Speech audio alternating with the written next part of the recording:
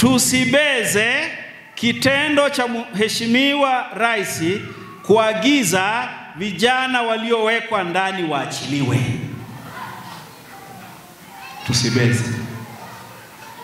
Tusibeze kabisa. Rais anasema waachiliwe, tusibeze. Kamwe tusikejeli rai na nia na wito na utayari wa Rais wa kuiangalia katiba ya Jamhuri ya Muungano wa Tanzania upya.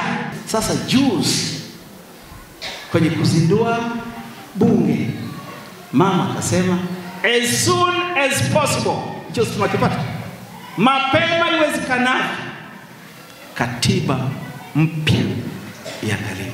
Tusikejeli wito huo, utayari huo, lakini kwa niaba ya Wanairamba wote na kwa niaba ya Wanasingida wote na kwa niaba ya waumini wote, ninashukuru kwa Mungu Mwenyezi na kwa Mama Samia kwa Mwana Singida kuteuliwa kuwa Waziri Mkuu wa Jamhuri ya Muungano wa Tanzania. Namshukuru Mungu Mwenyezi na Mama Samia kwa uteuzi wa Mheshimiwa Dr.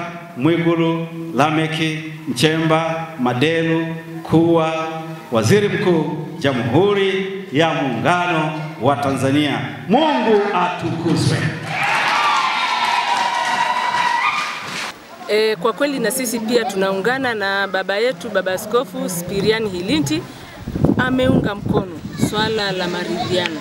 Kwa kweli kipekee anatoa shukrani nyingi kwa rais wetu kwamba ameweza kuona kuna kila sababu ya kuweka maridhiano, kwa sababu sisi taifa letu ni moja na sisi ni wamoja. Hata maandiko yanasema kwamba wote wakae kwa upendo, kwa umoja.